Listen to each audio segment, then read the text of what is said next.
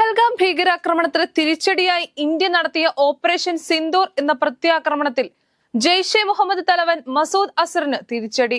മൂത്ത സഹോദരിയടക്കം 10 കുടുംബാംഗങ്ങൾ ആക്രമണത്തിൽ കൊല്ലപ്പെട്ടതായി മസൂദ് അസർ സ്ഥിരീകരിച്ചു.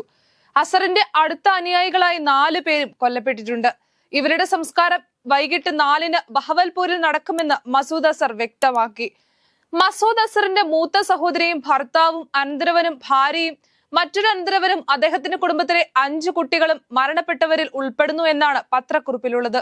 അസറിന്റെ അടുത്ത അനുയായിയും അമ്മയും മറ്റു 2 കൂട്ടാളികളുമാണ് കൊല്ലപ്പെട്ട മറ്റുള്ളവർ. പത്രക്കുറിപ്പിൽ അസർ ഇന്ത്യയെ നിശിതമായി വിമർശിക്കുന്നുണ്ട്. എല്ലാ അതിരുകളും ലംഘിച്ച് ക്രൂരതയാണ് ഇന്ത്യ നടത്തിയതെന്നും ഇനി ആരും കരുണ പ്രതീക്ഷിക്കേണ്ടതില്ലെന്നുമാണ് അസറിന്റെ രോഷം. മസൂദ് അസറിനെ ഐക്യരാഷ്ട്രസഭ ആഗോള കുറ്റവാളിയായി പ്രഖ്യാപിച്ചിരുന്നു. മുംബൈ ഭീകരാക്രമണത്തിന്റെ മുഖ്യ ആസൂത്രകരിലൊരാളും ജെയ്ഷെ മുഹമ്മദ് എന്ന ഭീകര സംഘടനയുടെ തലവനുമായ മൗലാന മസൂദ് അസറിന്റെ ബഹവൽപൂരിലെ വീടാണ് ഇന്ത്യൻ സൈന്യം ആക്രമിച്ചത്. ജെയ്ഷെ ഹെഡ്ക്വാർട്ടേഴ്സായി പ്രവർത്തിച്ചിരുന്ന ബഹവൽപൂരിലെ സബ്ഹാൻ അള്ള മസ്ജിദും ആക്രമണത്തിൽ തകർത്തിട്ടുണ്ട്. ഇന്ത്യ നടത്തിയ ഓപ്പറേഷൻ സിന്ദൂർ ആക്രമണത്തിൽ 70 പേർ കൊല്ലപ്പെട്ടതായാണ് റിപ്പോർട്ട്.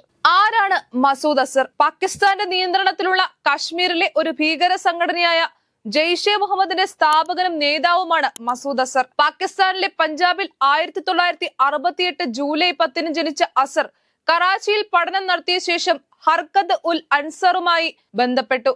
പിന്നീട് ഇതിന്റെ നേതാവായ അസർ ആളെ കൂട്ടുവാനും പണം ശേഖരിക്കുവാനും Zambia, Abu Dhabi, Saudi Arabia, Mongolia, England, Albania എന്നിവിടങ്ങളിൽ എല്ലാം സന്ദർശനം നടത്തി. 2019 പുൽവാമ ഭീകരാക്രമണത്തിന് പിന്നിലും ജെയ്ഷെ മുഹമ്മദാണ്.